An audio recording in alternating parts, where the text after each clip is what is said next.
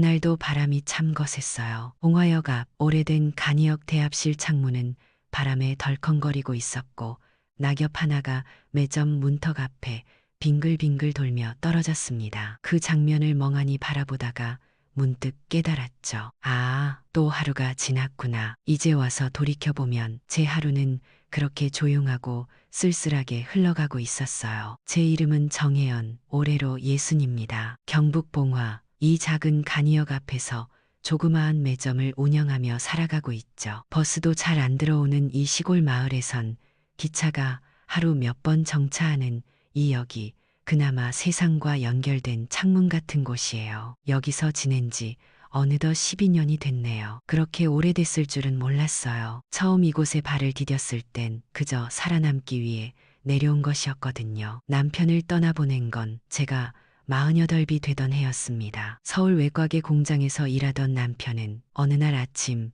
평소처럼 출근한 뒤 돌아오지 않았어요. 기계 고장이 일으킨 사고였다고 들었습니다. 그날 병원에서 남편의 이름이 적힌 종이에 서명하던 제 손이 얼마나 떨렸는지 아직도 생생해요. 남편이 떠난 뒤 집세며 생활비며 당장 막막해졌습니다. 두 아이는 중학생이었고 저는 일자리를 찾기엔 경력도 기술도 없는 그냥 오래된 가정주부였어요. 무작정 서울을 떠났습니다. 남편이 생전에 좋아했던 산과 계곡이 있는 곳을 찾아가 보자고 마음먹었어요. 그렇게 도착한 곳이 바로 봉화역, 지금 제가 살아가는 이곳이었죠. 역 근처에 버려진 작은 창고가 있었어요. 허가도 안 나 있는 공간이었지만 마을 사람들 눈총을 받지 않게 조용히 청소하고 간판도 없이 매점이라고 종이 한 장 붙인 게 시작이었죠. 처음엔 군것질거리며 음료수 그리고 김밥 몇 줄을 팔았고요. 손님이라고 해봤자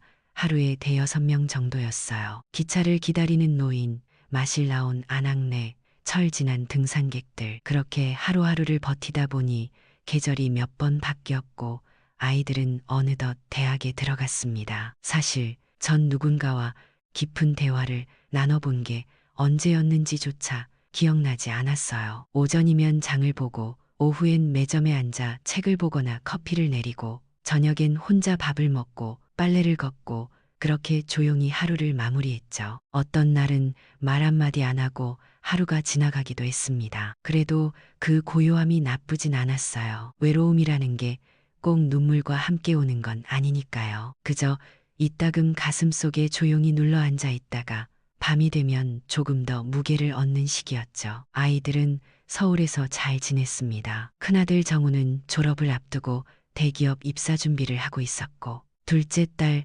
민경이는 사회복지학을 전공하며 봉사활동을 열심히 다녔죠. 자주 오진 못했지만 통화할 때마다 엄마 건강하세요. 엄마 가게 잘 돼요? 하고 묻는 그 말이 제게는 큰 위로였습니다. 엄마 요즘 어때요? 별일 없지 여전해. 항상 그렇게 말했어요. 그랬습니다.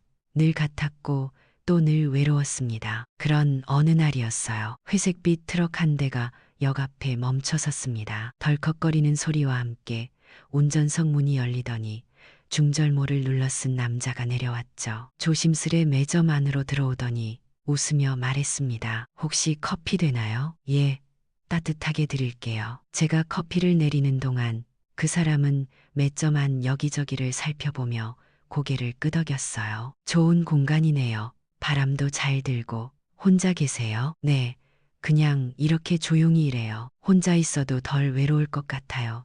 여긴. 그 말을 듣고는 순간 목이 메었어요. 처음 보는 사람인데도 이상하게 가슴이 찡했습니다. 외롭다는 말을 누가 대놓고 해주면 참 이상하게도 마음이 허물어지더라고요. 그 사람은 나윤철, 64, 전국을 떠도는 시인이라고 했습니다. 처음엔 그저 스쳐가는 손님인 줄 알았어요. 하지만 그날 이후로 그는 매일 같은 시간에 나타났습니다. 해가 넘어가기 직전 어둠이 슬금슬금 다가올 무렵이면 트럭을 세우고 조용히 매점 문을 열었죠. 오늘 시는 잘 써졌어요? 아니요. 커피가 안 들어가서 안 써지네요. 그렇게 농담도 하고 시 한 줄을 보여주기도 하고 점점 대화가 길어졌고 어느 날부턴가는 혼자 밥을 먹기 싫다며 도시락을 가져왔습니다. 그렇게 둘만의 시간이 생겼습니다. 낡은 라디오에서 조용히 클래식이 흐르고 그는 시를 읽었고 저는 묵묵히 차를 내렸습니다. 이상했어요. 그 평범하고 조용한 시간이 왜 그렇게 따뜻하게 느껴졌는지. 혜연 씨, 이렇게 조용한 곳에서 하루를 보내는 게 부러워요. 그 말에 저는 처음으로 미소 지었습니다. 사람은 조용할수록 생각이 많아지거든요. 저도 그게 싫어서 이 매점 연 거예요. 그는 말없이 고개를 끄덕였고 그 조용한 동의가 참 고마웠습니다. 그때는 몰랐어요. 그가 제 일상 속 깊숙이 들어와 있었다는 걸. 커피를 내릴 때마다 그 사람 얼굴이 먼저 떠오르고 장을 볼 때도 그는 뭘 좋아할까 생각하게 된다는 걸. 그건 분명 설렘이었고 새로운 시작의 신호였습니다. 하지만 그 설렘 뒤에는 아직 말하지 못한 제 과거, 감춰진 그림자들이 있었어요. 그 누구에게도 들키고 싶지 않았던 시간들. 그 시간들이 결국 또 다른 갈림길로 저를 이끌게 될 줄은 정말 그땐 몰랐습니다. 사람이 사람을 다시 바라보게 되는 순간, 그건 꼭 거창한 계기가 있는 건 아니더라고요. 조용히 다가와 앉은 사람이 그저 나란히 하루를 건너가는 걸 보며 마음이 움직이기도 합니다. 그게 나윤철 씨와 저 사이의 시작이었어요. 지금 생각해보면 모든 게 참 평범했지만 그 평범함이 제겐 얼마나 특별했는지 그땐 정말 몰랐습니다. 그날도 변함없이 조용한 오후였어요. 늦가을 햇살이 봉화역 철길 너머를 길게 비추고 있었고 저는 매점 창문을 반쯤 열어둔 채 책을 보고 있었죠. 바람이 살랑이고 종이 냄새에 커피향이 스며들던 그 오후, 낡은 회색 트럭이 또다시 매점 앞에 멈춰 섰습니다. 윤철 씨였어요. 중절모를 눌러쓰고 늘 그렇듯 트럭 뒤편에 녹슨 철문을 닫고는 천천히 다가왔습니다. 오늘도 문 열려 있네요. 다행입니다. 그 말에 제가 웃었죠. 이 동네에서 제일 바람 잘 통하는 가게예요. 그렇게 시작된 두 번째 만남. 그 뒤로는 하루도 빠짐없이 윤철 씨는 제 매점에 들렀습니다. 어떤 날은 막걸리 냄새가 은은하게 배어 있었고 어떤 날은 그가 쓰다 만시 구절이 담긴 메모지를 슬며시 내밀기도 했습니다. 이 구절, 오늘 같은 날씨에 어울릴 것 같아서요. 그 시는 짧았지만 묘하게 따뜻했어요. 누군가 내 이름을 천천히 불러주면 오늘은 덜 외롭겠지요. 이 한 줄이 얼마나 제 마음을 건드렸는지. 그때 처음으로 느꼈던 감정은 설렘보단 위로에 가까웠습니다. 윤철 씨는 말수가 적은 사람이었어요. 무엇을 크게 주장하거나 요란하게 웃지 않았죠. 그런데 이상하게 그의 침묵은 불편하지 않았습니다. 오히려 조용한 숨소리마저 편안했어요. 그는 자주 먼 곳에서 있었던 이야기를 들려줬습니다. 전라도 바닷가에서 글을 썼던 날들, 인천의 낡은 여인숙에서 만난 노인의 고백, 그리고 한겨울 포장마차에서 만난 남루한 인생들, 모두 시처럼 느리지만 깊이 파고드는 이야기였어요. 그래도요, 그 사람들 덕분에 내가 아직 시를 쓸 수 있는 것 같아요. 그가 그렇게 말했을 때 저는 조용히 끓인 유자차를 그의 잔에 따랐습니다. 저는 제 이야기를 쉽게 꺼내지 않았어요. 사람에게는 누구나 꺼내기 어려운 이야기 하나쯤은 있잖아요. 특히 살아남기 위해 선택했던 지난 시간은 지금도 제 가슴 어딘가에 무겁게 눌려 있었습니다. 하지만 이상하게 윤철 씨 앞에서는 조금씩 말문이 열렸어요. 여기 온 지 벌써 12년이 됐어요. 남편 사고로 애 둘 데리고 내려왔죠. 그 말을 꺼내는 순간 마음속에 묵직하게 쌓였던 돌 하나가 툭 떨어진 느낌이었어요. 그는 고개를 끄덕이며 말했어요. 그 시간 고생 많으셨겠네요. 참 버티셨네요. 그 단어 하나 버티셨네요. 그게 그렇게 고맙더라고요. 위로란 말보다도 더 단단하게 와닿았어요. 매점 안에는 작은 난로가 있었어요. 해가 저물면 그 앞에 나란히 앉아 뜨거운 차 한 잔을 나누며 조용히 있던 날들이 많았죠. 어느 날은 제가 슬쩍 물었습니다. 계속 떠돌면서 사는 거 안 힘드세요? 그는 가만히 창밖 어둠을 바라보다 말했어요. 사실 저도 이제는 조금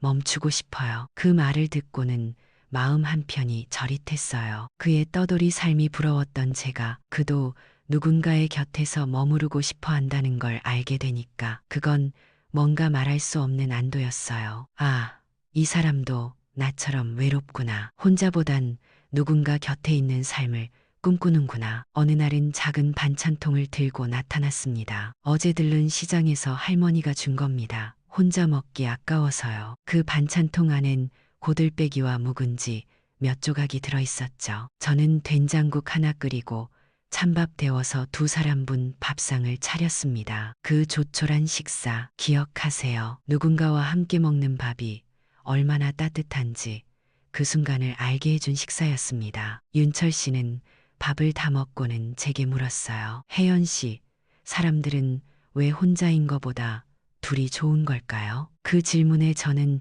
잠시 멈칫하다가 이렇게 말했어요. 혼자는 익숙하지만 따뜻하진 않잖아요. 그때는 몰랐습니다. 그 대답이 제 안에 닫혀 있던 문 하나를 조용히 열고 있었다는 걸. 그 사람의 말투, 그 사람의 걸음, 그의 고요한 눈빛이 하루하루 제 안으로 들어오고 있다는 걸 정말 몰랐어요. 그렇게 저는 다시 누군가를 기다리게 되었어요. 바람이 불면 더 따뜻한 차를 준비했고 달이 뜨면 그와 나눌 시 한 구절을 미리 생각해 두기도 했습니다. 누군가를 기다리는 일이 이토록 설레는 일이라는 걸 저는 아주 오랜만에 느끼고 있었어요. 이제 와서 돌이켜보면 그 시절의 제 매점은 단순한 생계수단이 아니었어요. 그곳은 제 마음의 벽을 조금씩 허물게 해준 작은 창이었고 윤철 씨는 그 창으로 들어온 햇살 같은 사람이었죠. 다만 사람의 인연이란 건 늘 따뜻하게만 흐르지는 않잖아요. 그날의 설렘이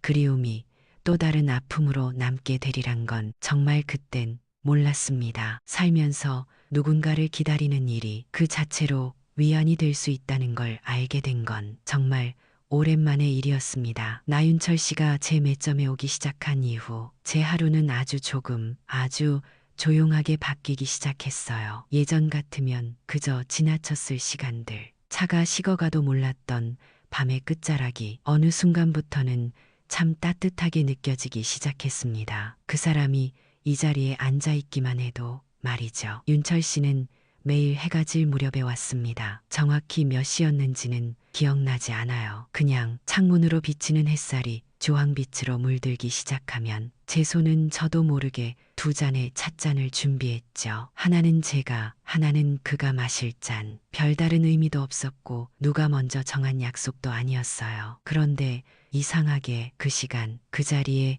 그 사람과 마주 앉는 일이 제 하루 중 가장 중요한 루틴처럼 느껴졌습니다. 어떤 날은 말없이 차만 마시고 돌아가기도 했습니다. 창밖 어둠을 바라보며 한숨을 쉬는 날도 있었고 조금은 들뜬 표정으로 새로 쓴 시를 낭독하는 날도 있었죠. 저는 그 모든 감정의 색깔을 한 발 물러난 채 그러나 조용히 함께 나눴습니다. 이 시는 어떤가요? 혜연 씨? 그가 노트 한 장을 내밀며 조심스럽게 묻던 날이 있었어요. 글씨는 삐뚤빼뚤했지만 그 안엔 담담한 외로움이 가득 담겨 있었죠. 밤이 너무 조용해서 내 안의 말들이 들린다. 그중 절반은 당신 이야기다. 그 시를 읽고는 아무 말도 못했어요. 가슴이 먹먹했거든요. 그래서 저는 그저 조용히 찻잔을 그의 앞으로 밀어주었습니다. 말보다 진한 무언의 공감이 필요했던 순간이었어요. 그 사람이 처음으로 웃으며 말했어요. 혜연 씨 덕분에 하루가 괜찮은 날이 되어가네요. 그 말을 듣는 순간 제가 누군가의 하루에 도움이 될 수 있다는 사실이 얼마나 큰 위로로 다가오는지 깨달았습니다. 정말 그랬습니다. 그 사람도 저도 서로에게 아주 조용히 기대고 있었던 거예요. 처음엔 몰랐죠. 그렇게 마음이 조금씩 기울고 있다는 걸. 매점 안에는 작은 라디오가 하나 있었어요. 10년도 더 된 건전지 라디오. 간혹 고장이 나기도 했지만 밤이면 클래식 방송을 틀어놓고 차를 내렸습니다. 차 소리와 라디오 그리고 바람 소리. 그 위에 그의 목소리가 더해지면 그저 조용했던 공간이 갑자기 살아있는 느낌이 들었죠. 혜연 씨는 무슨 차 좋아하세요? 국화차요. 향이 오래 남잖아요. 역시 그런 사람일 줄 알았어요. 그 말에 웃음이 났습니다. 정말 아무것도 아닌 말이었는데 그날따라 왠지 뺨이 뜨거워졌어요. 그리고 나서 저는 조용히 생각했죠. 이 사람 내 하루의 끝을 기다리게 만든다. 어느 날은 그가 도시락을 싸왔습니다. 김밥이랑 달걀 장조림, 그리고 깨식볶음, 제가 따뜻한 미역국을 끓였고 몇 점 안 작은 탁자에 나란히 앉아 밥을 먹었죠. 혼자 먹는 밥이 익숙하긴 하지만 둘이 먹으니 훨씬 낫네요. 그 말에 저는 잠시 숟가락을 멈추고 창밖을 보았습니다. 바깥엔 가로등 불빛이 스며들고 있었고 바람이 지나가며 창문을 슬쩍 흔들고 있었죠. 그 소리에 묘하게 마음이 울렁였어요. 살아오면서 누군가와 매일을 공유해 본 게 도대체 언제였을까 생각해 봤습니다. 남편이 떠나고 아이들을 키우느라 바쁘게 살면서 사람들 틈을 비집고 들어온 정은 모두 스쳐 지나가는 관계였죠. 그런데 지금 이 사람은 그 틈을 스쳐 지나가지 않고 제 안에 아주 조용히 머물고 있었어요. 그걸 인정하는 데는 시간이 오래 걸리지 않았습니다. 그 사람을 기다리는 제 마음이 거짓이 아니라는 걸 저도 알고 있었거든요. 그날 밤 윤철 씨가 말했어요. 혜연 씨, 이런 시간이 오래 갔으면 좋겠어요. 저는 아무 말 없이 웃었습니다. 말하지 않아도 서로의 마음을 알 수 있는 순간, 그게 어쩌면 사랑의 시작일지도 모르겠다는 생각이 들었죠. 그때는 몰랐어요. 그 따뜻한 밤이 얼마나 오래 제 기억 속에 남게 될지, 얼마나 깊이 제 마음에 남을지. 그 시절 봉화역 매점은 커피를 파는 공간이 아니었어요. 누군가의 시가 머물렀고 누군가의 마음이 조용히 녹아든 곳이었죠. 매일 밤 국화차 향기가 매점 안을 감싸면 제 가슴도 같이 따뜻해졌습니다. 그리고 그 따뜻함 속에서 나는 정말 오랜만에 누군가와 함께 늙어가도 괜찮겠다는 생각을 했습니다. 이제 와서 돌이켜보면 그날들의 작고 평범했던 시간들이 저에겐 두 번째 봄 같았어요. 서로가 서로의 외로움에 조용히 스며들었던 그 봄. 하지만 인생은 그렇게 순조롭기만 하지 않잖아요. 봄이 지나면 언젠가는 바람이 불고 비가 오는 계절도 찾아오죠. 그 계절이 우리에게도 찾아오리라는 걸 그때는 정말 몰랐습니다. 사장, 아들의 반대, 엄마의 고백도 원하시면 지금과 같은 감성으로 이어서 정성껏 써드릴게요. 세상 사람 다 몰라도 괜찮은 일이 있는가 하면 가장 가까운 사람한테는 들키고 싶지 않은 진심도 있어요. 저에게는 그게 바로 아들 정우에게 말하지 못했던 제 지난 시간과 마음의 이야기였습니다. 그게 참 아이러니했죠. 누군가와 함께 따뜻한 찻잔을 나누며 조용히 사랑을 키워가고 있었으면서도 가장 사랑하는 사람한테는 그 사실을 숨기고 있었다는 게 그날은 가을비가 추적추적 내리던 오후였어요. 평소보다 일찍 매점 문을 닫고 안쪽 난로 앞에서 국화차를 한 잔 내리려던 참이었죠. 그런데 그 조용한 공기를 깨는 발걸음 소리가 들렸습니다. 엄마, 그 익숙한 목소리에 고개를 돌렸을 때 제 앞에는 낯선 표정을 한 아들 정우가 서 있었습니다. 늘 깔끔한 셔츠에 고개를 곧게 세우고 다니던 아이. 그날따라 눈빛이 딱딱하게 얼어붙어 있었어요. 서울에서 갑자기 왜 전화했는데 안 받으시길래 그냥 내려왔어요. 그 말이 전부는 아니겠구나 싶었습니다. 뭔가 짐작이 갔어요. 그리고 얼마 지나지 않아 정우는 본론을 꺼냈습니다. 엄마, 그 사람 누구예요? 어쟁, 요즘 엄마랑 같이 있는 중년 남자. 매일 같이 밥 먹고 찻잔 나누고 웃고. 그 사람 대체 뭐 하는 사람이에요? 말투에선 분명 분노와 당혹감이 섞여 있었고 그 안엔 왜 난 몰랐느냐는 원망이 담겨 있었죠. 저는 순간 말문이 막혔습니다. 어떻게 설명해야 할지 몰랐어요. 그저 조용히 손끝으로 찻잔을 감쌌습니다. 뜨거운 기운이라도 쥐고 있어야 떨리는 마음을 붙잡을 수 있을 것 같아서요. 그 사람, 엄마한텐 소중한 사람이야. 조심스레 꺼낸 한마디였어요. 정우는 눈을 치켜뜨며 물었죠. 소중한 사람, 언제부터 그런 사이였는데요? 엄마, 우리한텐 한마디 말도 안 했잖아요. 저는 담담하게 말했습니다. 말하고 싶지 않았어. 아니, 말할 수 없었어. 왜요? 우리가 뭘 그렇게 몰라줘서요? 그 순간 정우의 눈가에 맺힌 울컥한 감정을 받습니다. 그리고 그 눈빛을 보니 제 가슴 어딘가가 조용히 무너졌어요. 엄마도 사람이다. 그 말이 나올 때 제 목소리는 많이 떨렸습니다. 엄마라고 해서 외로움이 없진 않아. 너희 뒷바라지하며 살아왔지만 이제는 내 하루도 좀 들여다보고 싶었어. 정우는 말이 없었어요. 그 고요함이 더 아프게 다가왔습니다. 잠시 후 그가 조용히 말했어요. 근데 왜 엄마는 우리한테 숨기고 있었어요? 그 질문에 저는 대답 대신 작게 한숨을 내쉬었습니다. 그건 말이죠. 숨기고 싶어서 숨긴 게 아니라 지켜주고 싶었기 때문이었습니다. 정우와 민경이가 제가 살아온 시간의 그림자를 알게 되는 게 너무 두려웠어요. 엄마라는 이름 아래에 감추어진 그 고단한 선택들, 때로는 자존심도 도리도 삼켜야 했던 날들, 그걸 그 아이들이 알게 될까봐 정말 너무 무서웠어요. 그래서 저는 조심스레 그들의 인생에 해가 되지 않을 만큼만 조용히 살아가고 있었던 거예요. 그런데 이제 와서 내가 조금이라도 행복해지고 싶다는 말이 그들에게 상처가 될 줄은 정말 몰랐습니다. 정우는 결국 한마디를 남기고 자리를 떴습니다. 모르겠어요. 엄마 마음도 그 사람 진심도 지금은 그냥 다 혼란스러워요. 그 뒷모습을 보는데 가슴이 찢어질 듯 아팠어요. 아이를 키우며 그렇게 많은 밤을 새웠건만 이토록 멀게 느껴지는 순간도 있는 법이더군요. 그날 이후로 며칠은 윤철 씨를 보는 것도 조심스러워졌습니다. 그 사람은 눈치챘는지 말을 아끼며 조용히 차만 마셨습니다. 그러다 문득 저를 바라보며 이렇게 말했어요. 혹시 내가 혜연 씨 삶의 짐이 되는 건가요? 그 한마디에 저는 눈물이 쏟아질 뻔했습니다. 아니요.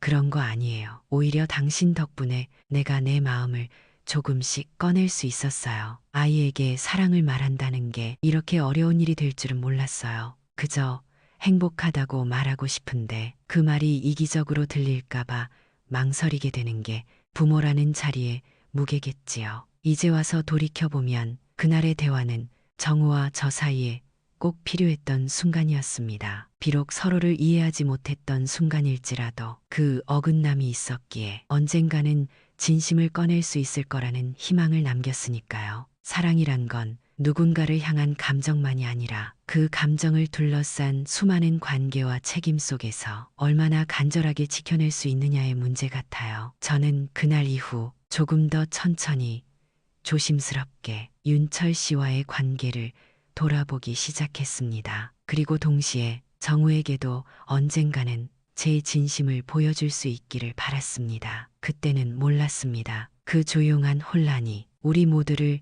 조금 더 성장하게 만들 거라는 걸. 그리고 언젠가는 서로를 다시 바라보며 웃게 될 날이 올 거라는 걸요. 살면서 단 한 번이라도 그런 생각 해본 적 있으신가요? 지금 이 순간이 조금만 더 오래 갔으면 좋겠다. 그렇게 조용하고 따뜻한 시간이 너무 짧게 흘러가 버릴까봐 괜히 마음이 조급해지는 순간 말이에요. 저는 그때가 그랬습니다. 윤철 씨와 함께 매점 한 켠에서 국화차를 마시며 나란히 앉아있던 바로 그 순간들. 하루의 끝이 더는 외롭지 않다는 것만으로도 제겐 그 모든 시간이 선물 같았죠. 하지만 그 행복이 조금씩 익숙해질 무렵 마음 한켠엔 묘한 불안이 생겨나기 시작했습니다. 세상에 그냥 주어지는 건 없다고 그동안 살아오며 배웠던 터라 이 고요함도 언젠가는 흔들릴 거라는 예감이 제법 오래 저를 따라다녔어요. 그러던 어느 날 윤철 씨가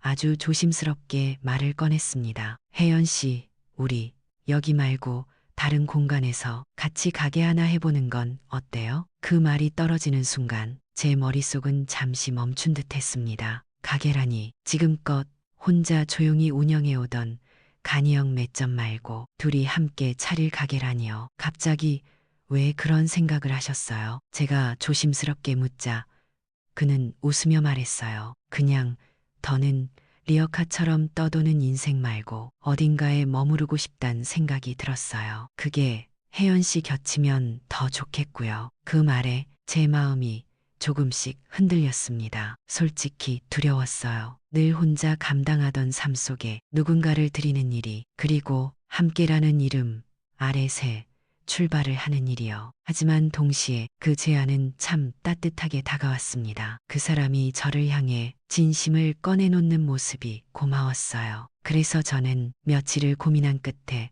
조용히 고개를 끄덕였어요. 해보죠.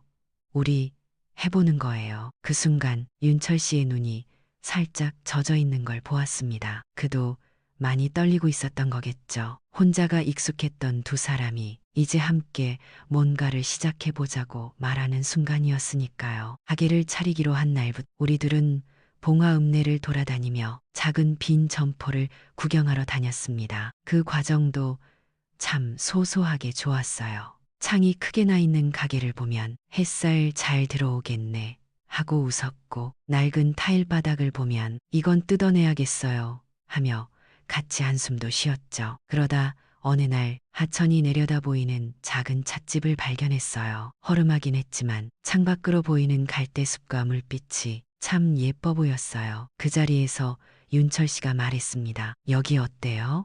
이 풍경이 딱 혜연 씨 같아요. 그 말에 저도 모르게 웃음이 났습니다. 그럼 이름은 혜연다방으로 하죠. 괜찮겠어요? 그는 조용히 그 특유의 따뜻한 눈빛으로 고개를 끄덕였습니다. 그 순간이 지금도 선명하게 남아있어요. 가게를 준비하며 저는 그동안 모아두었던 돈을 꺼냈습니다. 작은 통장 2개, 하나는 애들 대학 등록금 다 쓰고 남은 잔고역, 다른 하나는 그간 틈틈이 장사해서 모아온 비상금이었죠. 모든 걸 쏟아붓는 일이 쉽지는 않았습니다. 다시 망하면 어쩌나, 혹시라도 아이들에게 짐이 되면 어쩌나 수없이 갈팡질팡했어요. 하지만 동시에 이제는 나도 조금쯤은 행복해도 되지 않을까, 그 생각이 자꾸 떠올랐습니다. 윤철 씨는 계약서를 챙기고 인테리어 업체를 찾아다니며 바쁘게 움직였어요. 그의 그런 모습이 참 믿음직스럽다고 느껴졌습니다. 이제 혜연 씨는 커피만 맛있게 내리면 돼요. 그 말에 저는 웃으며 대답했어요. 그건 자신 있어요. 10년 동안 매점에서 내린 커피예요. 단골 어르신들이 다 알아요. 그 웃음 뒤엔 묘한 뿌듯함과 긴장이 함께 있었어요. 정말 이 일이 잘 될까? 둘이서 가게를 운영하면서 지금의 평온함을 유지할 수 있을까? 그런 생각을 하다 보면 불현듯 정우의 얼굴이 떠오르곤 했습니다. 엄마, 아직도 혼란스러워요. 그날 아이가 남긴 말이 자꾸 맴돌았어요. 그래서 저는 정우에게 조심스럽게 메시지를 보냈습니다. 정우야, 엄마가 작은 찻집 하나 열기로 했단다. 이젠 혼자보단 둘이서 살아보고 싶어. 이유는 나중에 이야기해 줄게. 엄마는 이제 좀 웃으며 살고 싶어. 답장은 금세 오지 않았지만 그 메시지를 보내고 나서 저는 마음이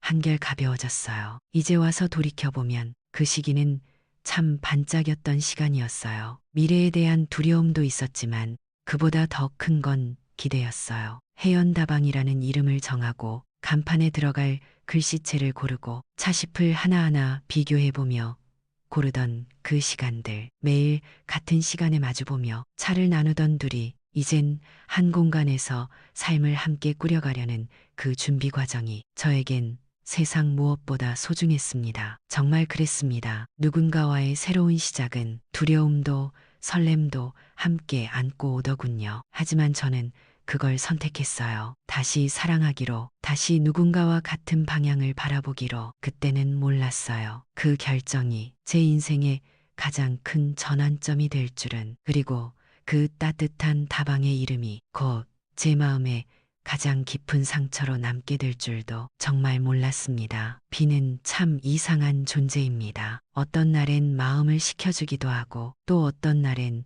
감춰둔 감정을 죄다 꺼내놓게 하죠. 그날도 그랬습니다. 창밖으로 떨어지는 빗방울 소리를 들으며 커피를 내리던 제 손이 한없이 떨렸던 이유도 바로 그날 제가 인생에서 가장 쓰라린 진실을 마주했기 때문입니다. 그날 아침은 이상할 정도로 차분했어요. 햇살은 없었지만 마음은 들떠 있었습니다. 이제 진짜 시작이구나. 그런 기분으로 눈을 떴죠. 며칠 전 윤철 씨와 함께 계약할 찻집 자리를 정했고 오늘은 계약금을 건네고 서류에 도장을 찍는 날이었습니다. 그 사람은 이른 아침부터 분주하게 움직였고 저는 그를 믿었습니다. 믿고 싶었어요. 아니, 이미 믿고 있었던 거죠. 작은 가방 안엔 10년 동안 모아온 제 전 재산, 이름 모를 절망 속에서도 끈질기게 모아 제 자존심 같은 돈이 들어 있었어요. 그 돈을 꺼내면서 제 손이 떨렸지만 그래도 기뻤습니다. 이젠 나도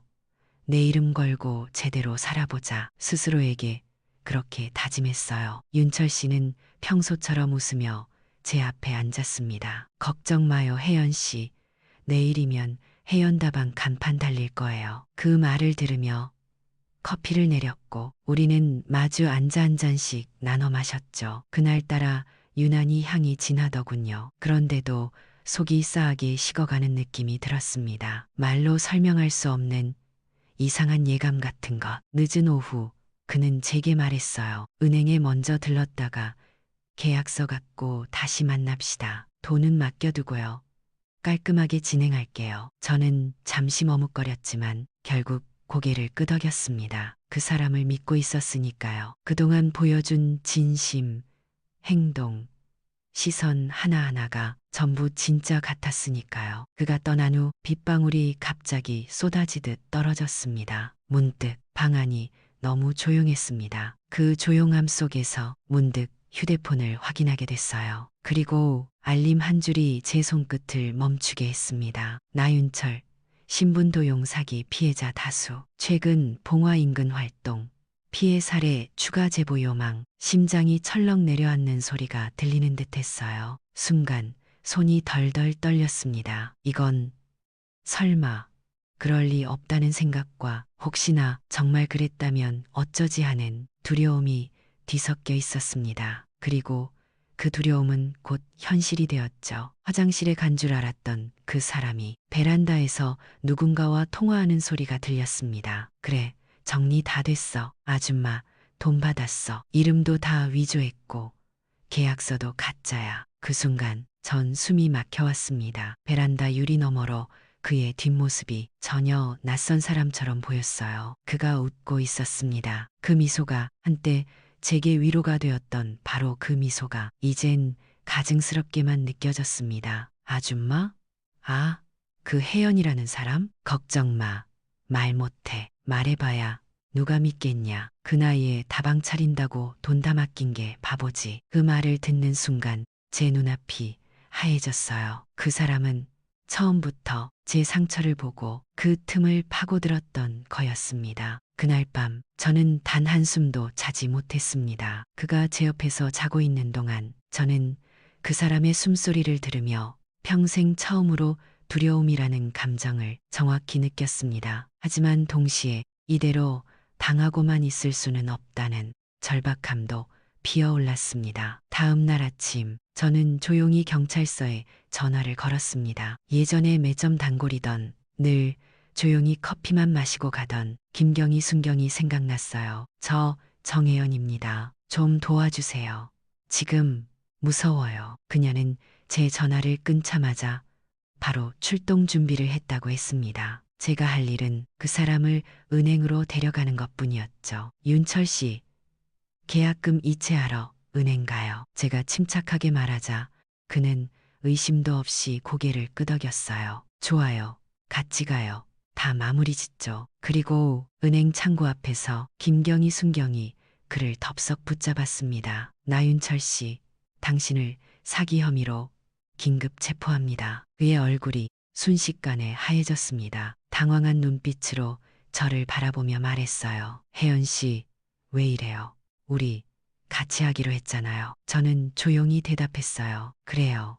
난 진심이었어요. 당신도 조금은 진심이었기를 바랐는데 그건 내 착각이었죠. 그 사람이 끌려가던 뒷모습이 한동안 머릿속에서 떠나지 않았습니다. 처음 함께 찻잔을 나눴던 날 사람은 조용한 마음이 제일 아름답다고 말했던 그 목소리마저 이젠 거짓으로 들렸어요. 하지만 이상하게도 전 울지 않았습니다. 이미 너무 많이 울어봤기 때문인지도 모르겠습니다. 이제는 눈물보다 침묵이 더 익숙해져 있었습니다. 은행에서 돌아와 텅 빈 방에 앉아 있던 저는 커피를 한 잔 내려보았습니다. 그리고 작은 종이에 이렇게 썼어요. 인생에서 가장 쓰라린 배움은 누군가를 믿고 싶었던 내 마음에서 시작된다. 정말 그랬습니다. 그 사람을 믿고 싶었던 제 마음이 무모했던 걸까요? 아니요. 그건 사람으로서 가장 자연스러운 감정이었을 거예요. 하지만 그 감정이 이토록 쓰디쓴 대가를 남긴다면 저는 다음번에는 조금 더 천천히 다가가야겠다고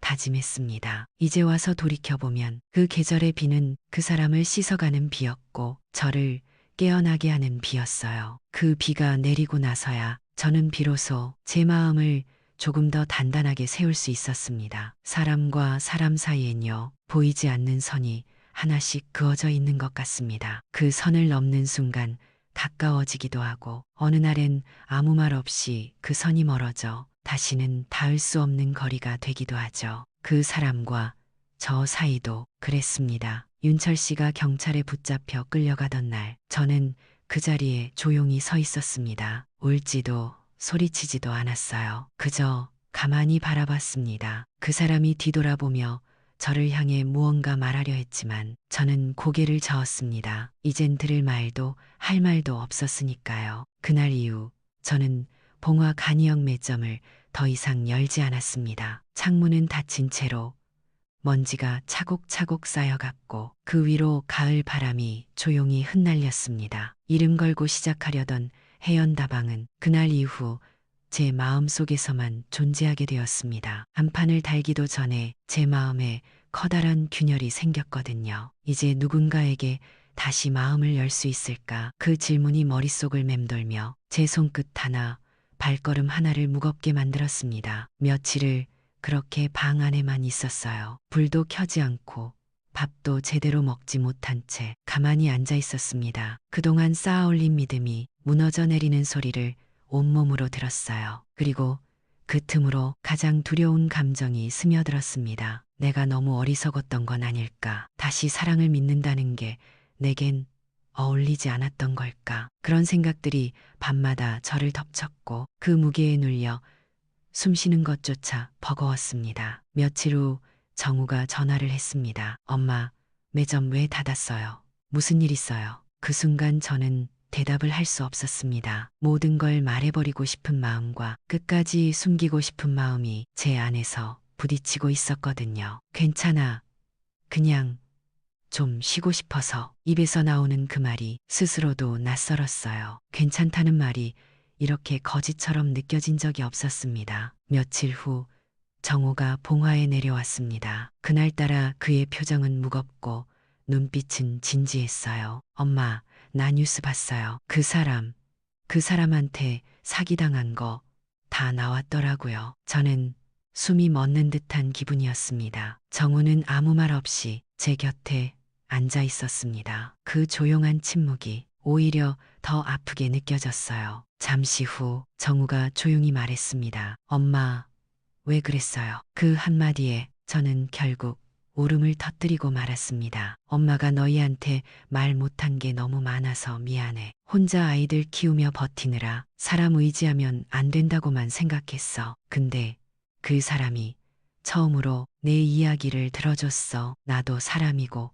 나도 외로운 사람이라는 걸 그 사람이 알게 해줬어. 정우는 아무 말도 하지 않았어요. 하지만 그의 손이 제 손을 살며시 덮었습니다. 그 따뜻한 손길에 저는 처음으로 마음을 내려놓을 수 있었습니다. 이 아이가 이제는 엄마를 이해하려고 조금씩 마음을 열고 있다는 걸 느낄 수 있었죠. 그날 밤 정우가 떠난 뒤 저는 작은 종이 하나를 꺼냈습니다. 해연다방 간판 도안을 그렸던 그 종이었어요. 해연다방, 그 글씨체 위에 조용히 선을 그었습니다. 마음속으로도 그렇게 정리하고 싶었습니다. 그 사람을 향한 미련도, 그 사람이 남기고 간 온기마저도 이젠 내 안에서 떠나보내야 한다고 생각했어요. 사람이 사람에게 상처받는 일은 익숙해지지 않더군요. 어릴 때도 마흔에도 아팠고 예순이 다 되어도 아팠습니다. 하지만 이번 상처는 더 깊고 오래 갈 것 같았습니다. 왜냐하면 이제는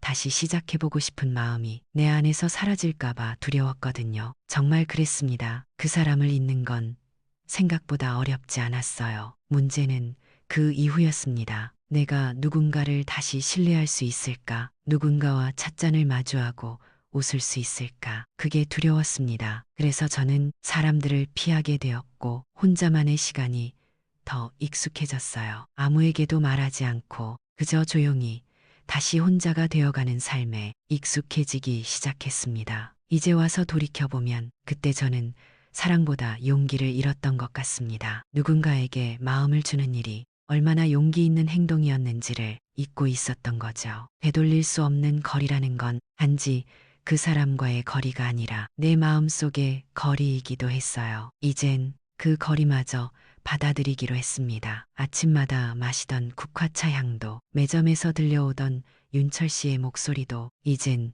기억의 저편으로 밀어두기로 했어요. 그 기억들이 다시 나를 흔들지 않도록 삶은 늘 이어졌습니다. 비가 오고 해가 뜨고 또 계절이 바뀌듯이 상처도 그렇게 흘러가는 것이겠지요. 정말 그랬습니다. 되돌릴 수 없는 거리 속에서 비로소 나는 나 자신을 다시 마주하게 되었습니다. 살다 보면요. 그저 한 잔의 차가 마음을 살리는 순간이 있어요. 뜨겁지도 차갑지도 않은 온도로 조용히 손끝에 머무는 그 따스함이 가슴속 허기를 달래주는 거죠. 그렇게 저는 다시 제 자신을 위해 차를 따르기 시작했습니다. 윤철 씨가 떠나고 매점 문을 닫은 지도 벌써 몇 달이 흘렀어요. 처음엔 하루하루가 무너지는 기분이었죠. 아침에 눈을 떠도 침대 밖으로 나가기 싫었고 거울 속 제 얼굴을 보는 것도 버거웠어요. 이제 다시 뭘 할 수 있을까? 그 물음이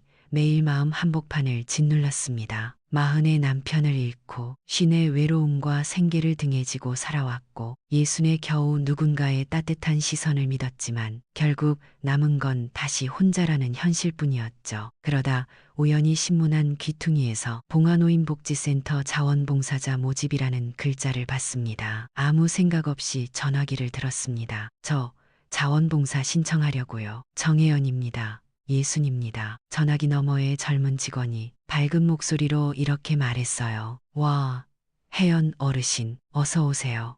커피도 잘 내리신다면서요. 그 말에 저도 모르게 웃음이 나왔어요. 내가 커피 내리는 거 누가 알아줄까 싶었는데 그 말이 그렇게 반가울 줄은 몰랐습니다. 복지센터에서의 첫날은 쑥스러웠어요. 어르신들 사이에서도 제가 막내였거든요. 먼저 인사를 건네기도 어색했고 누가 저를 필요로 하지 않으면 어쩌나 싶어 커피포트를 잡은 손이 괜히 조심스러웠습니다. 하지만 시간이 지나면서 하나둘씩 저에게 말을 붙이는 분들이 생겼어요. 할머니, 커피 진짜 맛있어요. 여기 와서 이 차 마시면 속이 참 편해요. 그 말들이 그렇게 고마웠습니다. 누군가를 위해 차를 내리는 일, 그게 제 삶을 다시 움직이게 만들었어요. 작은 커피 테이블 앞에 앉아 오전마다 어르신들과 차를 마시고 점심엔 식사 배식도 도왔어요. 그리고 오후에는 말벗이 되어드렸죠. 어떤 날엔 김할아버지가 손주 사진을 꺼내 보여주시며 자랑을 하셨고 어떤 날엔 혼자 오시니 할머니가 자식들에게 서운했던 이야기를 조용히 털어놓기도 했어요. 그 모든 시간들이 제가 다시 살아가고 있다는 걸 느끼게 해주었죠. 가끔은 문득 윤철 씨와 함께했던 매점의 기억이 떠오르기도 했어요. 국화차 향, 늦가을 노을, 조용히 나눈 그 시 한 구절들. 하지만 이상하게도 그 기억들이 더는 아프게 다가오진 않았습니다. 그건 제가 조금씩 그 시절에 저를 용서하고 있었기 때문이겠죠. 그땐 그렇게 믿고 싶었어. 그게 죄는 아니야. 제 안에서 그렇게 조용한 화해가 일어나고 있었어요. 복지센터에서 1년이 지났을 무렵 센터장님이 제게 정식으로 직원 제안을 하셨어요. 정혜연 어르신, 여기서 계속 일해주시면 안 될까요? 어르신들이 다혜연 씨만 기다리세요. 그 말에 얼마나 가슴이 따뜻해졌는지 몰라요. 한때 가게 하나도 못 지킨 사람이라고 스스로를 자책했던 제가 이젠 누군가에게 꼭 필요한 사람이 된 거였으니까요. 저는 고개를 끄덕이며 대답했습니다. 그럼요.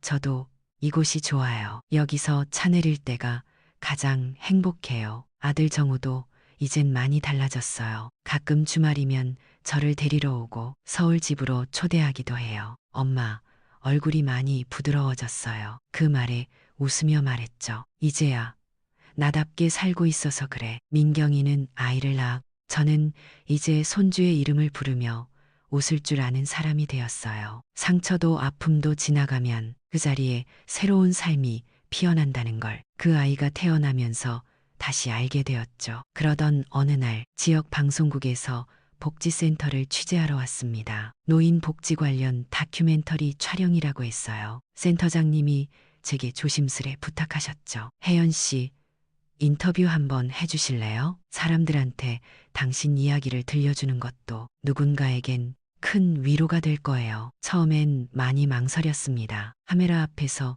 제 이야기를 털어놓는다는 게 두려웠거든요. 하지만 어느 순간 이런 생각이 들었습니다. 이 이야기가 누군가의 삶에 작은 빛이 될 수도 있겠구나. 그래서 저는 카메라 앞에 앉아 조용히 말문을 열었습니다. 제 이름은 정혜연입니다. 63이고요.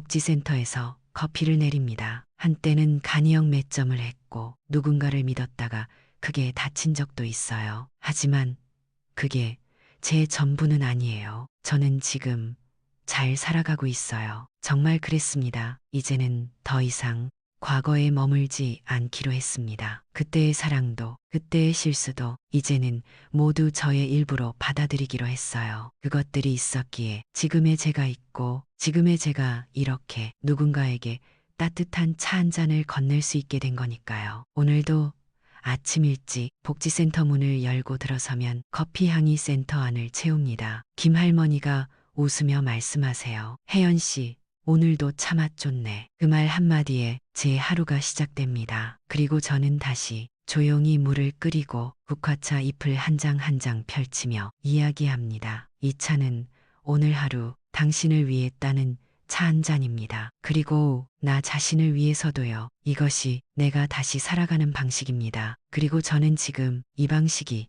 참 마음에 듭니다. 삶은 늘 예기치 않게 우리를 시험하지만 그 안에서도 누군가는 조용히 다시 일어섭니다. 한 잔의 차처럼 따뜻한 마음 하나면 우리는 다시 사람을 믿고 다시 하루를 살아갈 수 있습니다. 오늘의 이야기가 여러분 마음에 조금이라도 위로가 되었기를 바랍니다. 혹시 지금 외로운 길 위에 계시더라도 여러분은 혼자가 아닙니다. 누군가의 말 한마디, 그 조용한 공감이 큰 힘이 될 수 있거든요. 이야기를 나누는 이 시간들이 우리에게 작은 쉼표가 되기를 바라는 마음으로 오늘도 여기까지 함께 했습니다. 좋아요와 구독, 그리고 따뜻한 공유 한 번이 또 다른 누군가에게는 큰 위로가 될 수 있어요. 댓글로 여러분의 이야기, 여러분의 하루도 들려주세요. 함께 이야기 나눠요. 그럼 다음 이야기에서 또 만나요. 감사합니다.